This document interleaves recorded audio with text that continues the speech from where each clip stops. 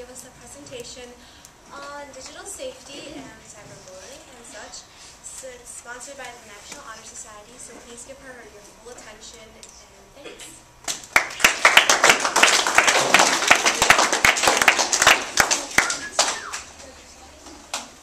Alright, so good afternoon everyone. I am Sarah and I'm a social worker from the Attorney General's office. How many of you in here have had Constitution? Studied Constitution? 8th graders? Isn't that a 7th grade? Oh, yep. Alright. I remember. Who's your Attorney General for the state of Illinois? Paquin. Paquin is governor.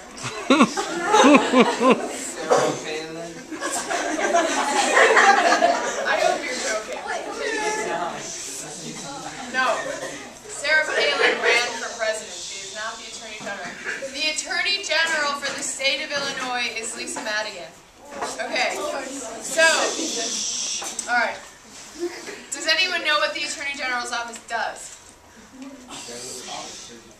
Okay. The Attorney General's office is the highest law enforcement agency in the state.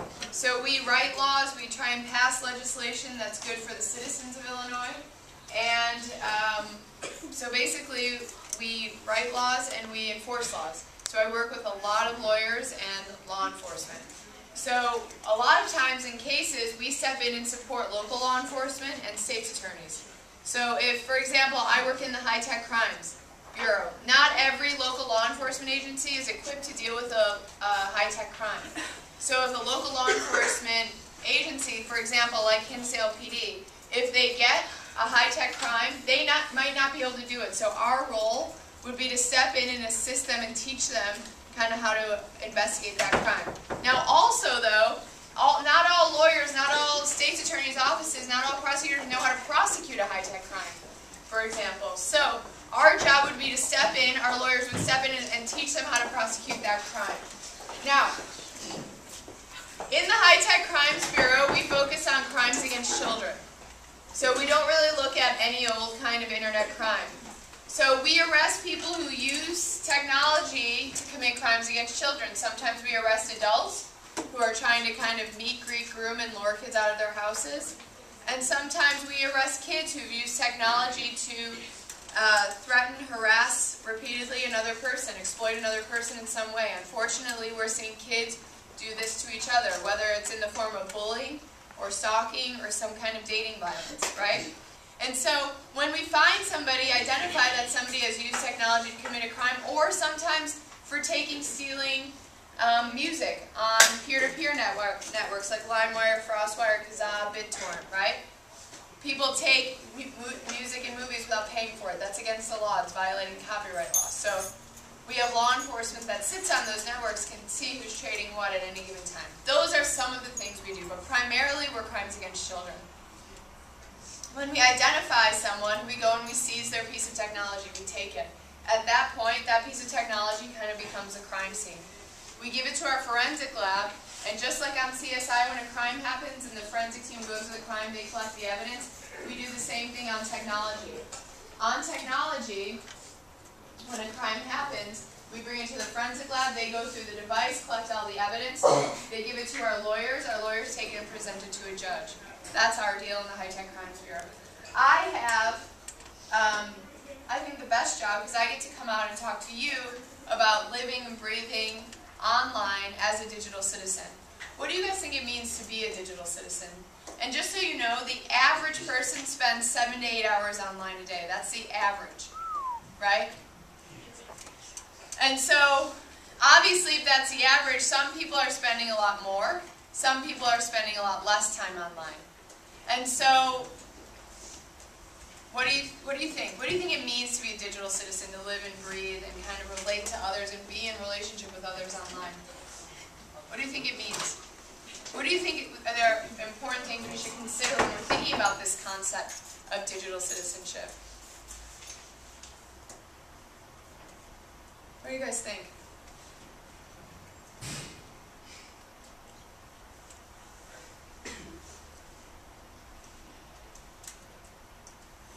What do you guys think? Well, I think that digital citizenship means to use technology with integrity, with respect for other people's property or bodies and reputations, right, and privacy. Also respecting yourselves, right, your own privacy, your own reputation, your own bodies. And today we're going to focus on three things. We're going to think about the who, the what, and the how. So how do we make choices about who we friend? How do we figure out should we accept this friend request or deny it? How do we make choices about what we post? What is appropriate to post on technology about ourselves? And lastly, the how. How are we treating other people on this technology? And what do you think our responsibility is as a digital citizen when we see inappropriate photos or nasty comments or rumors or gossip or mean, hurtful actions or comments? What's our responsibility? What do we do at that time? And we're going to talk a little bit about that at the end. And you know what? I didn't think I had to go over the ground rules, but this is like a classroom. When I'm talking, you're listening. You can know for certain that when you start talking, I am 100% listening to you. Got it? All right, thanks. And so that's the stuff we're going to talk about today. We're going to start by watching a video. This video was a true story that happened to a girl. Her name was Julie. We're going to only watch about a minute of this video, and this video is just going to help us have a dialogue about how we make choices about the who. Because I will tell you, and I'm going to keep challenging you to think about this as we move through this, being a digital citizen is a job at this point, right? There is a very tough balancing act between managing who we choose to share all of our business with and what business we're pumping out to all of these people on the most public and permanent platform that exists and probably has ever existed, right? So it's a big job making all these decisions, learning how to use discretion. How many of you have computers at home? How many of you have your own phone? How many of you get to keep your phones in your bedrooms overnight? How many of you, honestly, were up until 9 o'clock on your phone last night? Really? How many of you were up until 10 last night on your phone? 10:30. Okay. How many of you have ever shared a password with someone other than your mom or dad? So anyone, really, other than a mom or dad. Okay. How many of you are on Facebook? How many of you have more than 100 friends on Facebook? Okay, more than 150 friends on Facebook. More than 200 friends on Facebook. Okay. How many of you have Skype? How many of you are able to chat using a webcam on your cell phone? Okay, how many of you chat using a webcam, period, regardless of where? Okay. What are you using to chat? What program are you using? Skype. Anyone using anything other than Skype? FaceTime. Okay. How many of you, are you ready, have ever gotten a message forwarded to you that wasn't initially meant for you? Do you know what I mean? Are you following? Can you three come up here for a second? All right, what's your name? Okay, up here with me. What's your name? Vlad. Vlad? Okay, so can you come up here and turn around? Okay, awesome, thanks. Okay, so can you stay in the middle? Okay, so Vlad sent an email to Trevor. Trevor thinks Tom. I don't know what I think about this email. And Trevor sent it to Victor. So I'm not talking about what kind of content. I'm just talking good, bad, between, who cares? Has anyone ever had that happen where someone sent something, sent it to the other person, and then the other person makes a choice to forward it, and you get it? Have any of you been involved in any of that chain at any point? Raise your hand if you've ever been part of that kind of chain. Raise your hand high. Please don't raise your hand like this. Awesome, thank you. All right, cool. We'll come back to that in a second. Thanks, guys. That's all I needed. All right. So we're gonna come back to that in 1 second. We're gonna start. Has anyone ever gotten on their cell phone gossip?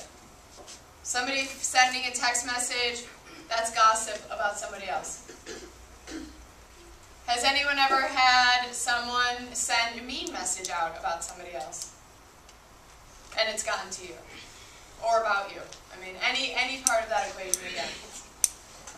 Has anyone ever seen a mean comment written about somebody on Facebook? Okay. We're going to talk about at the end of this presentation, what do you guys think? Do you think we have a responsibility as a member of this community, as a digital citizen, to respond to that? Do we have some responsibility? Even though we might not have written it, even though it might not be a part about us, when we see it, do we have a responsibility to do something to make this place a more positive place for us all to be and live in community together in? That didn't come out well, but you know what I meant to say. So I would say we're all members of lots of communities, right? We're members of school communities, church communities, neighborhoods, towns, athletic groups, right? And as members of, regardless of what kind of community, as members of the community, we have responsibilities. There are rules and expectations for our behavior so that that community stays safe, healthy, positive. And so today, we're going to spend this time thinking about, how can we be responsible digital citizens? How do we learn how to make choices while still having fun online? And I would say it's a big job. Unfortunately, because of some choices that I've seen adults get fired from jobs. I've seen kids coming out of college not get the job of their choice because of the way they've navigated Facebook. The pictures they've chosen to post, the comments they've chosen to post, the people they've chosen to friend, trusting that these people are going to make good choices for them, right?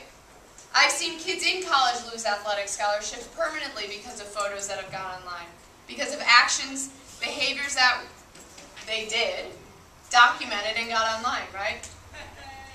I've seen friendships lost because of a comment that gets put online. I've seen people struggle in intimate relationships because of photos that have gone online, right? So it's a big job. I would say now, navigating technology, it's life, right? It's our lives. And we have a lot of things to think about when we're choosing the people with whom we share our lives with online. Those relationships are just as important as our offline relationships. What kind of information we share, how we treat this environment, how we think of it. How many of you have shared your passwords with your parents? That's good. For those of you who didn't raise your hand, tell me why.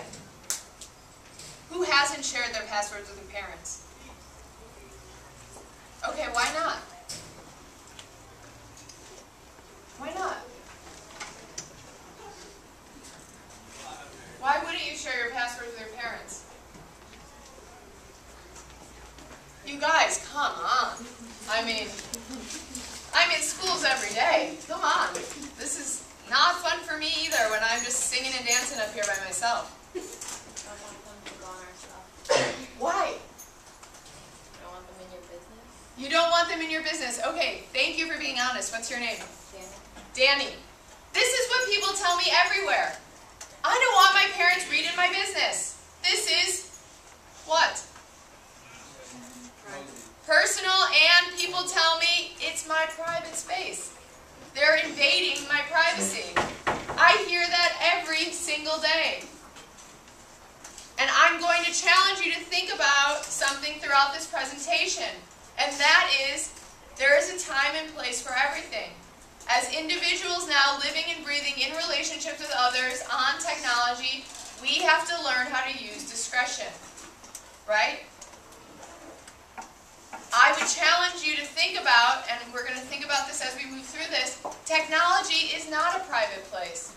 It's not a place to write things that we wouldn't feel comfortable with our parents seeing, our principal, all of our peers. You guys all raised your hand and said, yeah, stuff has been forwarded to me that wasn't meant for me.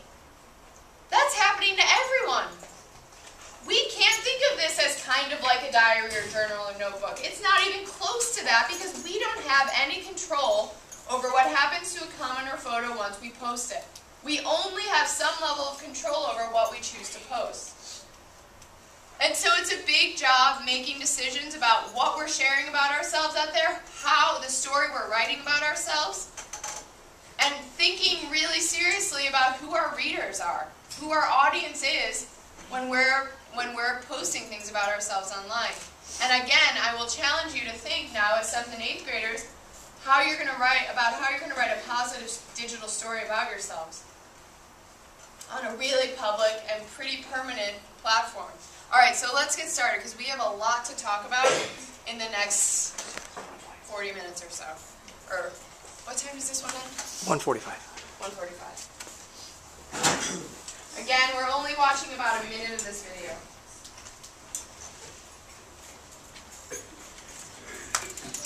Uh-oh. Wait, the speakers aren't plugged in.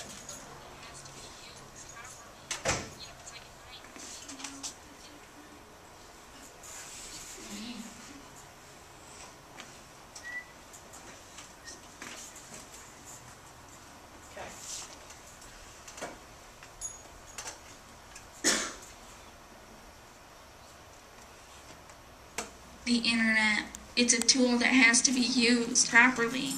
You know, it's like a knife. I mean, it's very helpful, but it can also cut you. My name is Julie. When I was 13, I started talking to Tom. He didn't act or even sound like a 56-year-old man. So he was different on the computer. I knew that I wasn't supposed to be talking to him, but I did it out of a retaliation against my parents. It felt nice to have somebody who wasn't always trying to tell you what to do.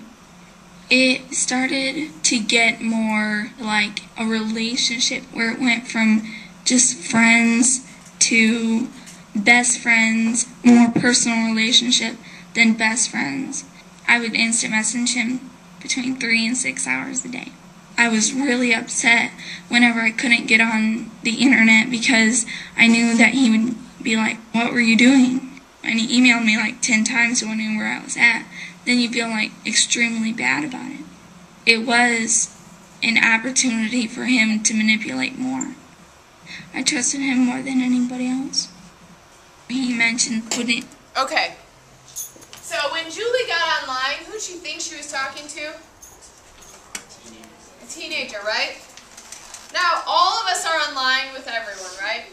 We have to make decisions about, who we choose to let in, who we choose to give access to our lives.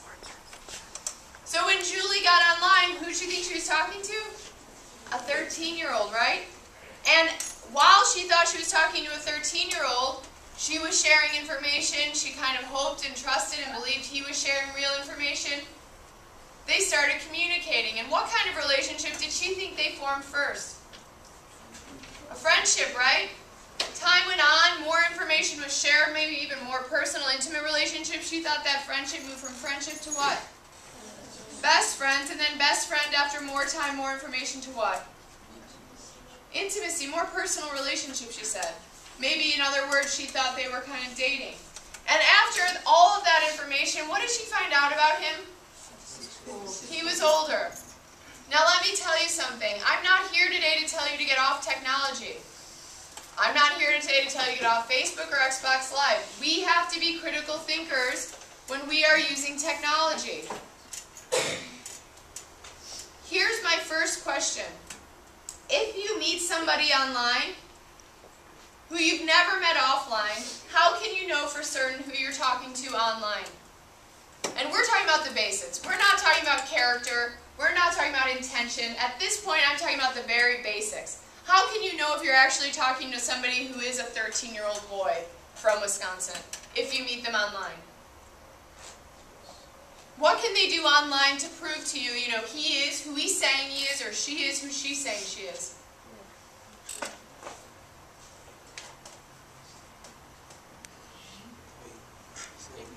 So, okay, say you meet somebody on Xbox Live or you friend somebody on Facebook who you've never actually met face-to-face. How can you be certain that this is really who this kid is saying he is? That he is really a 13-year-old and not a 56-year-old? And I'm not talking about anything but identifying information. I'm not talking about character. I'm not talking about personality. I'm not talking about trying to figure out if they're going to respect you. I'm talking about, at this point, the very basics of How do you know if this person's telling you the truth about identifying information like name, age, where they live? Online, how can you know that? Your information. Their information? So you mean like with the stuff they're posting on Facebook? You know the profile. And basically check the information. So, okay, if you see somebody on Facebook and they're posting that they're a 13-year-old boy who lives in Madison, Wisconsin, that's what you're saying? Well, how do you know if they're telling you the truth? I just worked with 5th and 6th graders who told me they're on Facebook. How old are you supposed to be on Facebook? 13. Are 5th and 6th graders 13? So do people have to tell the truth online? Does Facebook have a way to verify that people are who they say they are? And I'm talking, again, basics here. I'm not talking about character, personality, intentions here. I'm talking about the basics. Does Facebook have a way to make sure people are telling the truth about their age or name or any of that? Facebook doesn't. Skype doesn't. Gmail doesn't. None of these places can verify that. It's not part of their system. They have no way to do that. We have to learn how to be our own filters. Facebook has over 500 million profiles. They're not doing a quality control check for us. They're not getting off the people who aren't going to treat us with respect, who don't have good intentions. We, for ourselves, have to learn how to do that. And that, I'm telling you, is a huge job, especially when we're online. We're not in a little, in our school community or in our neighborhood. We are literally out there with everyone and anyone. So we have to learn how to be our own filter, our own safety check, right? Facebook's not doing that for us. They can't. And I'm not picking on Facebook here. I'm talking anywhere online. Skype, anything that we're using. It's a big job. I always joke with kids, I start to make this joke with kids your age. I have friends who do online dating. They go to meet somebody that they've been talking to online, and he's 10 years older than he wrote on his eHarmony profile, right? And he's been posting pictures from 10 years ago when he was 10 pounds thinner, right? Do people have to tell the truth? No, we have to be critical thinkers, right? It's a big job. It doesn't change when you get older. The systems don't change. So then here's my question. Well, let me tell you something, because let me tell you the things that maybe you didn't want to talk about. Sometimes people say, well, I look at the pictures. I look at their picture and I know who I'm talking about. Is that true? Can we trust the pictures? Why not? Anyone can copy, paste, save, forward a photo, attach a photo, right? The next thing people always say to me is, well, what about if you Skype? We've had cases where webcam communicating has been compromised, so we know that is not a sure thing. The next thing people say is, well, what if you hear their voice? And that's not enough either. We know voices can be manipulated, but here's the thing. When we're making choices about, who we want to share our lives with online, are identifying characteristics the only thing we think about when we're making choices about who to be in relationship with in our lives? What else do we want to know about people before we start sharing our world with them? It's not just, are they a 14-year-old kid? What do we want to know about people before we start sharing business? What they're like. Here's another thing. I was at a high school, and this girl raised her hand and she said, Sarah, that would never happen to me. I said, that's great. Tell me how you know that. I said, how many friends do you have on Facebook? She said, 600. I said, oh my goodness, do you know them all well? No. Well, how do you know for sure? I just want to know, how do you know for sure? And it doesn't have to be an older person. It can be someone much younger who can hurt us, right? I don't want you to get distracted by this video. This was a real case, but we have lots of different kinds of cases. Lots of different ages. She said, Sarah, I said, do you friend people you've never actually met? You've never spent any time with? You don't know anything about the person? Yeah. Well, how do you know this would never happen to you? And you know what she said to me? And she was serious. Sure, I friend people I don't know, but I only friend hot guys that I don't know. On Friday, I was working with 8th graders, and a boy raised his hand and he said, I only friend hot girls I don't know. Number one, they don't have to post real photos. Number two, even if it is a real photo, that can't be our only standard. Right? Just because somebody is hot in your eyes doesn't mean they're going to treat you well. And I will say this digital platform is difficult to navigate if we're friending everyone everyone indiscriminately and trusting they're going to make good choices for us. So then you guys tell me, when you get a friend request, regardless of where it is, how do you make the choice? Should I friend this person, or should I say no thanks, or should I say, you know what, no thanks, at least not yet? How do you make that decision? Mutual friends. Mutual friends. I always get two answers. This is always one of two. Mutual friends. Let me tell you a story. I worked with a classroom, and this teacher said, oh my goodness, after I was working with them, listen to what I did. So he was getting ready for a high school reunion, and somebody started a Facebook group to get everybody geared up for this high school reunion, okay? Sure.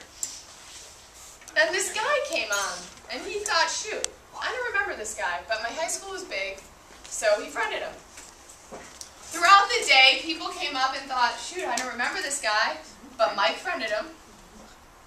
And then a few minutes later, let's say Sarah walks up and says, I don't remember this guy, Mike friended him. Well, she friended him. And then Beth walks up and sees, well, I don't remember him, but Sarah and Mike friended him, I'll friend him.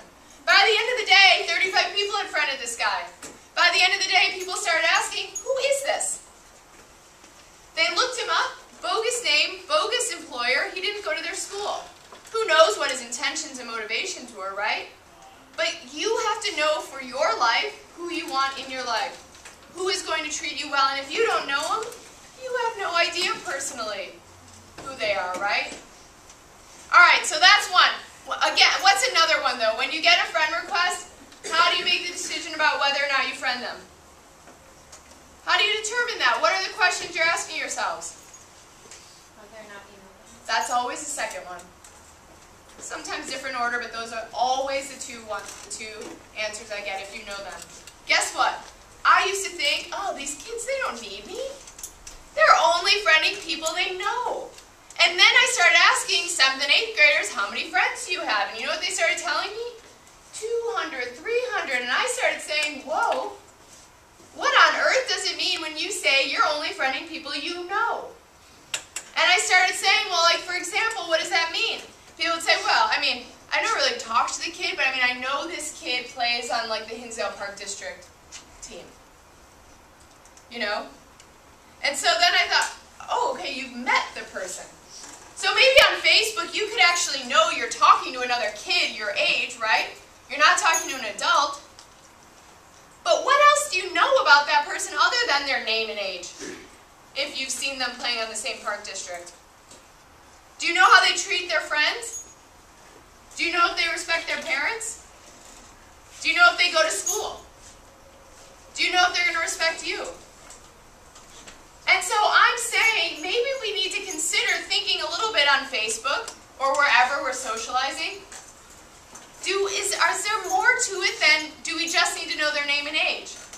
Because I think sometimes when kids have 100, 200 friends, it's friending people maybe that you've met. What's your name? Victor. Victor. Hi, I'm Sarah. Hi. What would you say? I'm Victor. Nice to meet you, Victor. Now, when I talk to you, we would say, again, you're no. Do I know Victor? No.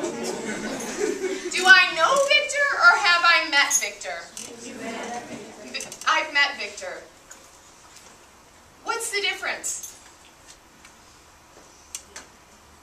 What's the difference? When you know someone, you know a lot about them. Like not what? like just like your favorite color. You can know stuff like where they live and stuff. And again, it's not just the basics like where they live and if they have 3 sisters or 2. It's getting to know the person, the character, right?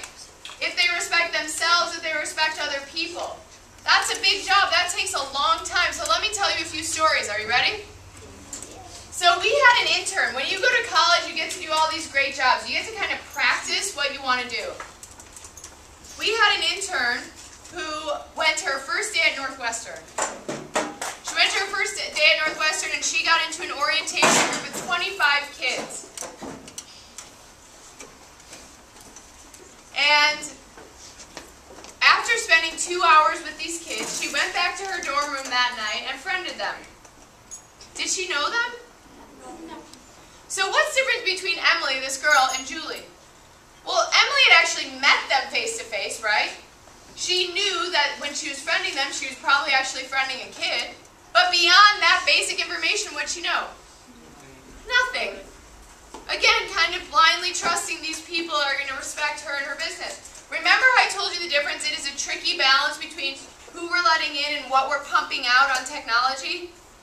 What we're writing, what we're posting, the photos and the comments. Well, she started posting all the time things like, going to the gym tonight, I'm going to work out, hey, I'm going to the men's soccer game tonight. And then sometimes she would post things like, oh, I'm walking into town with Dana to see this movie. Now, this by no means is her fault. But we have to have our eyes open when we're using this platform, right?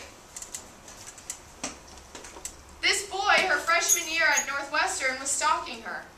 He was using that information that she was posting to make her feel uncomfortable and threatened. And he was arrested his first semester at Northwestern. Again, he was abusing the privilege of having access to that. It was his fault. But we need to be careful about who we're kind of blindly trusting, right? Let me tell you one more story. This boy in high school got a job. He started work on a Monday. Met a couple kids his age on Monday. Hung out with them for about a half hour. Went back to work on Tuesday. Hung out with them for about a half hour on a break again. What do you think he did Tuesday night after meeting these kids? He friended them. Did he know them? No, again, he knew, right? He knew their name and age, could be certain about that, but beyond that, did he know anything? Well, Wednesday morning he gets up and he thinks, I don't really like my job. I don't really like the people at my work. And so he decided to write that on Facebook. I don't really like my job, I don't really like work. Wrote it on Facebook. What do you think happened to him? He got fired. What do you think happened? Those people copied that comment and forwarded it to the boss. That stinks, doesn't it? That's not right, right? That's not respecting somebody else. But the reality is, that is what technology is capable of doing very easily. And so we have to learn how to navigate the system well. And part of that is learning how to make relationships, form relationships, have relationships, and what kind of information is appropriate to share. It's not necessarily bad that he thought, he was feeling, I don't really like my job. He can have those feelings, but as digital citizens, as people in general, we have to learn how to respond appropriately to the feelings we have and where it's appropriate to express those feelings, right? A lot of companies, schools now don't really like it when people say a lot of bad things about that company on a public platform. We recently lost an Attorney General staffer who had been writing things on Facebook about how much she didn't like the Attorney General's office. When that got back to our administration, she was fired. So it's about learning how to use discretion and how to navigate this appropriately, which is a big job. And so I always say, I work with principals every day, and you know what principals tell me? That they dread Monday mornings. You know why? Because inevitably, over the weekend, someone maybe sent an inappropriate text message or a mean text message. Or somebody posted a mean comment. How many of you have seen mean comments on Facebook? Yeah. Inevitably, over the weekend, someone posted a mean Facebook on Facebook, and people didn't know what to do. And so it got forwarded back to the principal. If a principal's getting this, he's not on Facebook, but it's getting forwarded to the principal, is this a private platform? No. I work in schools every day. I work with parents. Parents tell me they're looking at Facebook profiles. They can see the kinds of photos people are posting, the kinds of comments, right? If other people's parents can see this, is this private? No. Every day, because of this job, people kind of think of me as like the Facebook lady. They know if they have a problem, they can email me. Every day, people are forwarding me emails and Facebook profiles to look at. I don't even know these people, and it's getting forwarded to me. If I'm getting these messages, is this in any way a private place? So when people tell me I don't really want to share my passwords with my parents because I wouldn't want them to see what I'm writing, I think that makes me nervous that this is the kind of stuff you're writing on this kind of platform. Because again, once we post it, we can't even control if it gets forwarded to our parents, right? And so I'm saying it's about learning how to respond to the feelings you're having and how they're going to respond to them in a healthy way so they don't impact negatively you or the community, you know, where you live, other people, their feelings, right? In all kinds of ways. And so I want you to think about the fact that you're writing a digital story about yourselves. You know, pictures tell a story about ourselves. I brought a little, I think, 5th grader up, and I said, you know, if he posted a picture of himself today, what would we figure out about him? Well, we could figure out he's a boy. He had, you know, the logo from your school on it, that he goes to that school, maybe lives around here, right? And then I started talking about different things he could be doing in the pictures to highlight if he's smoking, that tells a story. If he's playing basketball, that tells a story. If he has a bottle of beer, that tells a story, right? Regardless of the kind of story it's telling, it's all telling a story. Same thing with the comments we're posting. And so we need to think about, what is the story we're telling about ourselves online? Are we writing the most positive story we could about ourselves? And learning how to use discretion about where to release the different thoughts and feelings that we have.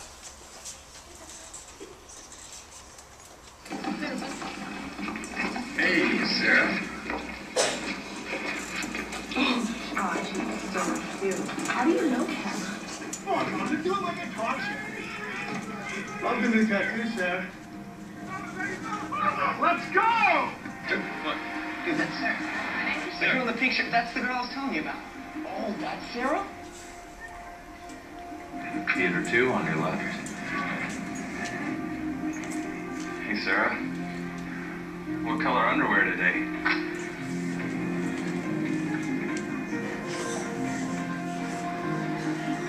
Hey, Sarah. So when are you going to post something new? Anything you post online, anyone can see. Family, friends, See you later, Sarah. even not so friendly people. Think before you post. So you guys tell me, what do you think this video, this public service announcement, PSA, was trying to say? What message do you think it was trying to convey to people?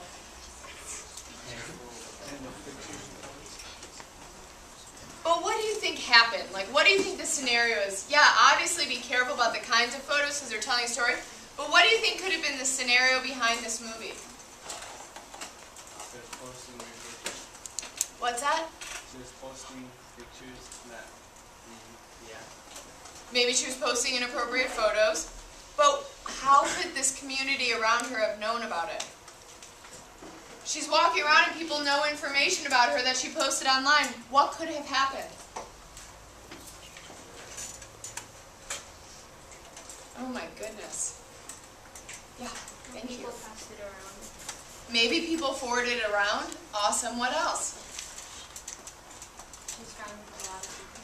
Maybe she's friends with a lot of people, some of whom she knows, some of whom she's never met. Maybe some in the middle she's kind of met, but, right, she doesn't really know anything about.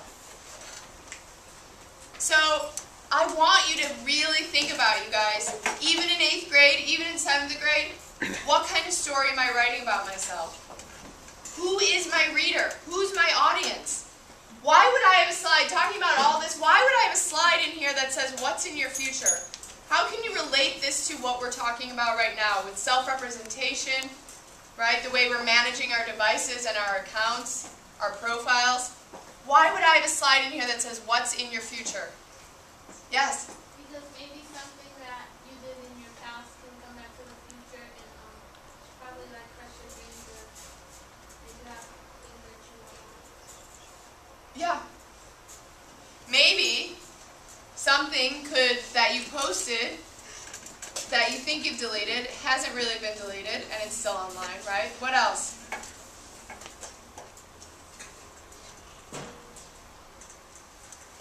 What else? Colleges are looking online. Things get forwarded back to school administrators all the time that have happened, things that have happened on the weekend that have been documented on technology, right? You know, I was talking about all of this at Oak Park River Forest High School, and this coach raised his hand, and he said, you know what, Sarah? I get what you're saying. People now have to be very careful about the image they're creating online and make sure they're creating the best possible image that they can. So it's telling a positive story. But you know what else he said to me? Kids have a much bigger job now. Kids need to think about what they're actually doing and what that says about them, because guess what? How many of you have cell phones in here with cameras? How many of you have ever taken a picture of someone else without asking permission? Raise your hand again. This is hard for me to see. A lot of people now don't respect other people's privacy. They don't ask, do you mind if I take a picture of you? I would say, as digital citizens, we should ask people before we take their picture. This is something I think we all need to think about. This technology came out, no one really thought about it, it's pervasive, it's in every part of our lives, and we feel like we can do whatever we want with it. Right? Because we have it, we can take a picture of whomever we please, whenever we please, and do whatever we want with that photo, right? I want you all to think, how would you feel if somebody took a picture of you without your permission and posted online? It's a crummy feeling. We've had kids in high school who've been at parties, other people have taken pictures of them at the party, put it on Facebook, and those pictures ended up back on the principal's desk. And kids were suspended from athletics because they were at those parties and other people took pictures of them. So I'm saying it is a huge job making choices. It's a big job. And you know, people document a lot now, and so we have to be very careful. So think about all that. So I have this in here because it's hard to delete things once they go online. And the story you're writing about yourselves now is one chapter. Right? I always say we're writing a biography about ourselves online with many, many chapters. So start thinking about how you want it to read, because down the road when you're in high school, on athletics, in extracurriculars, trying to get yourself ready for college, the stories you're writing now aren't going to be wiped off, whether it's comments or photos. So start thinking about how you want to read it. Facebook owns everything we post on their website. Did you know that? It's their property once we post it. Google scans the internet and takes pictures of things that go on the internet. So even if we've deleted it, if Google saved it while it was up, it's not gone. A mom came to one of my presentations. She had started a new company. To advertise the company, she created a website. Tons of information, right? She went back and thought about it and thought, oh my goodness, I wrote way too much information. So she went in and she deleted it. She updated, she modified it, she altered it. Guess what? Even though this was her website that she controlled, Google had already taken a picture of that first version. And so, although there was a new altered, updated version, the first version was already saved online. But what happens the most, unfortunately, is that the people we choose to share our business with, if we're not making good decisions about who we're sharing it with, can copy it, they can save it, they can forward it. That is a huge job to make those decisions. And that's when, if we're not posting really responsible things that tell a positive story about us, those things can come back to hurt us. And in many ways, and hurt other people. So it is a big job navigating all this. So this is just another visual. So think of this as like a text message or Facebook post. She posts it, and without asking her permission, somebody copies it. And without asking her permission, this continues to get forwarded around.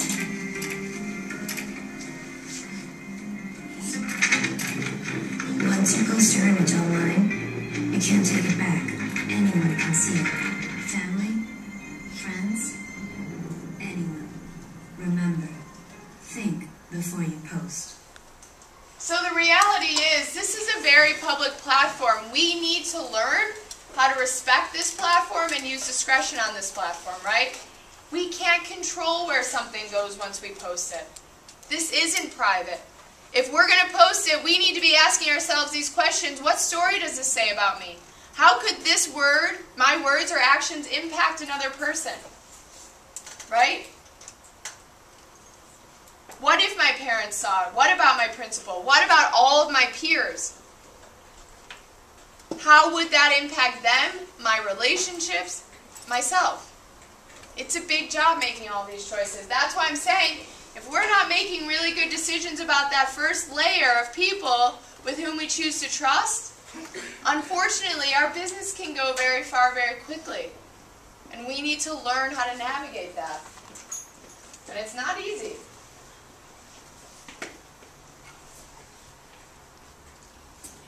Facebook, YouTube, texting, this is my life. It's how I connect, share funny stuff, and make plans. I go on Facebook every day, but even I've made mistakes, like posting something on someone's wall that I've later regretted.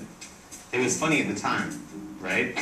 I mean, who hasn't said something mean, only to have it forwarded to the person we said it about? My friend, he wrote a comment online about a teacher that he thought was really funny. She didn't think it was. He tried to get rid of it, but he found out the hard way that you can't take it back. And whatever we post online can live there for a very, very long time.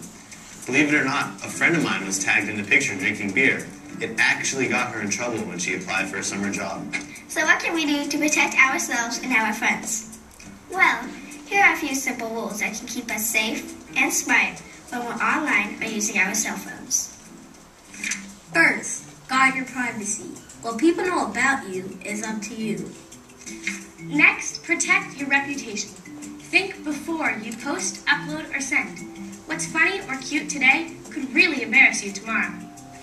Nothing is private online. Anything you say or do can be copied, pasted, and sent to gazillions of people without your permission. Assume everyone is watching. So the next time you act out something stupid, just remember that your parents, teachers, and even your enemies will be able to see it. Apply the golden rule. If you don't want something done to you, then don't do it to someone else. What goes around, comes around. Watch the clock. Don't spend all your time looking at a screen. It makes you a boring person. Get a life. Choose wisely. Not everything you see online is good for you. You know what we mean. Don't hide. Using a fake name to say mean things is not cool. Besides, you're never as anonymous as you think. You can always be found out. Think about what you see. Just because it's online doesn't mean it's true. And finally, be smart and safe. Not everyone is who they say they are, so be careful who you tell things to online. Someone could be posing. Remember, there are no secrets online. You should always think before you post or text. It's easy. If you want to do it in person, then don't do it online or on your phone. Yeah. I know what you're thinking. Some rules don't make any sense, but these rules do. This is our life, our world, and I want to be able to... Oops, sorry about that. That was basically the end.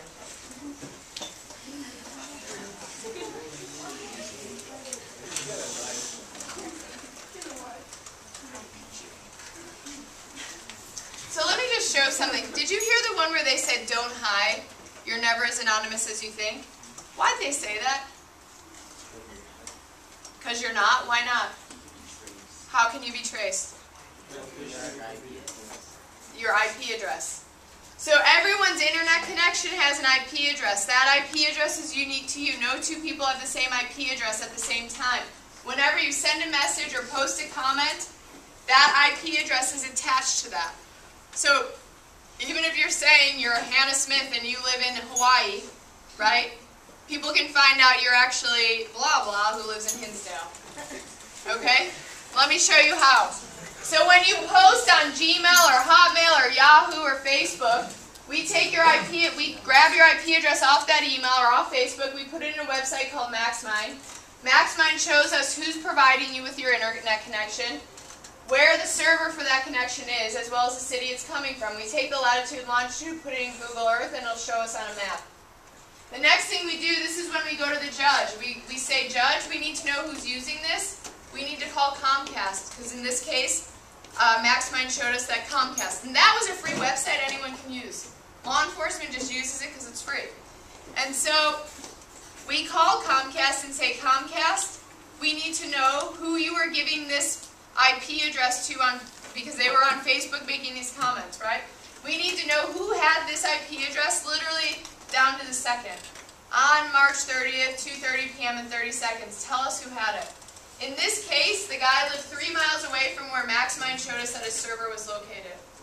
So, are you ever anonymous online? No. Say here's your internet connection that you're using. From that internet connection comes an email or a post. We grab that, because your IP address is attached to it, and we walk it right back to where it comes from. And that's when we go to somebody's house and seize their technology. So that's what we do. But at the end of this video, she said, you know, it's our job to make this a safe place. Here's what I know. I work with kids who are bullying all the time, or part of bullying in some way, or seeing it. And I ask kids, why does this happen? And I get lots of reasons, but sometimes kids tell me because you're anonymous, so I want you to know you're not anonymous. Here's what I know about bullying. I know most kids in here are not the people sending it. They're not the people who are encouraging other people to exclude people, or threatening, or intimidating. Most kids are not the people who are receiving it. I know all of you at one point or another have seen it. You know exactly who's involved, what's happening, where it's happening. And what I know is that over 50% of the time, no one reports. And so I've asked why, and I get lots of reasons. But one reason I get all the time too is, well, I don't think it would even make a difference if I did do something. 75% of the times that kids do something for their peers, it works. 75%, that's almost all, right? That's the majority of the time. And when I'm talking about doing something, I'm talking about writing a nice comment to counteract all the negative ones that have come. I'm talking about when somebody's sitting alone, going and sitting with them for a minute. I'm talking about if you see someone saying nasty things in the hall, just kind of walking up to the person, talking to the person, maybe walking away with the person. I'm talking about talking to the person saying, you know what, that stinks. That's not cool to treat someone like that. None of us have the right to do that. 75% of the time any of those things are done, it changes the situation. It supports the kid who's being targeted. No one deserves to be targeted. So I wanted to leave, we only have 5 minutes left, but I wanted to leave 5 minutes for discussion, for questions. I want to know if you've been involved, if you've ever done something helpful in any way that's been successful, because most of the time, your real suggestions and experiences are what help other students. And most of the time, students tell me they want to hear it from each other rather than from me. So you have an opportunity now to share, 8th graders especially, with 7th graders. But if you just sit there and look at me, it's not going to be very productive. Maybe, I don't know if you want to lead this discussion, since, and we only have a few minutes. Sure. If you guys can't think of anything like that, do you guys, I mean, we rarely have a resource like this on site. Do you guys have any questions based on things you've heard, your own experiences? I mean, forget about the fact that there's an adult up here and your friends are around. I mean, she's being very real and honest with you. Reciprocate. I mean, do you guys have any questions? About anything we've talked about today? Yes? Yes? Oh, when you say you're bullying, what if you like, is in a, not saying that I was in a situation, but is this bullying like when someone is on Facebook and they write a comment about another person, but you know who that person is? What do you mean? Like a nasty comment about a person and you know that they're talking about that person. Is that when the person who wrote it, is that bullying? That could be bullying. I don't know the exact situation, but potentially could. What is bullying? You guys tell me. I don't believe this is the first time you've ever heard about bullying. So verbally, right, putting down another person. What else? Physically, right? Yeah. Did you have a hand up? No? Emotionally, physically, psychologically, right? Making somebody feel crummy. Making them feel intimidated or threatened. Sexually harassing somebody. These are all forms of bullying. Making fun of people because of what you think their sexual identity might be. Or if you don't think they look traditionally male, what a man is supposed to look like, or what a female is supposed to look like, a male or female. Potentially that's where a lot of bullying happens too. And here's the deal. It doesn't matter what you believe religiously or personally. Whether you think things are right and wrong, every single person walking around on this earth deserves to be respected. And so, regardless of what you're learning in your home, right, or anywhere, this is for everyone. What we think is right, it doesn't matter. When we are out there with other people, we have to respect them for where they're at and who they are. And that's got to be reflected in our actions towards them as well as our words. Right? So bullying can look like threatening. It can look like mean comments. Bullying is not a fight, guys. Because when kids are fighting, both people are kind of on the same power level and they're able to negotiate together. This is bullying. It's lopsided. It's one kid or a group of kids moving in one direction against another person. Right? It's usually repeated. It's intentional, right? People know they're hurting another person. And there's that power imbalance where some people don't feel like they can protect themselves.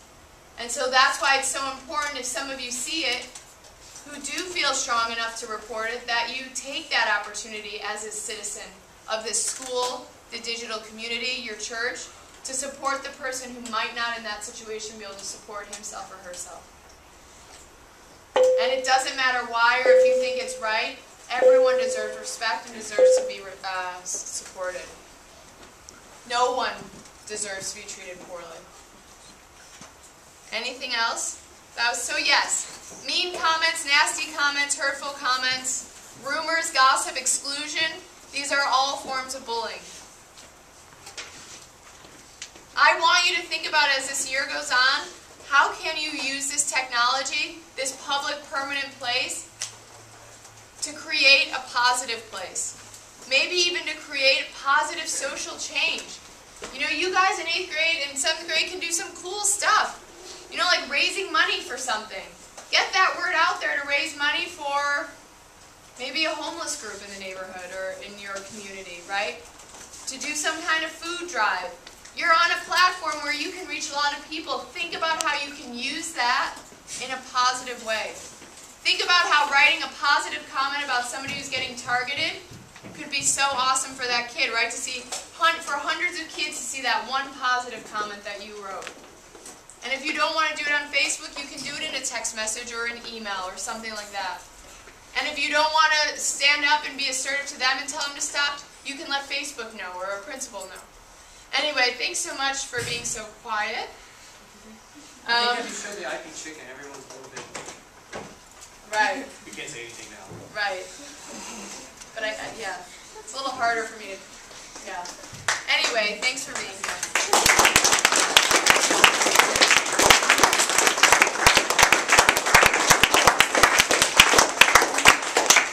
As you guys are leaving, make sure everyone say thank you. Really good talk. But as you're leaving, we have some information regarding cyber.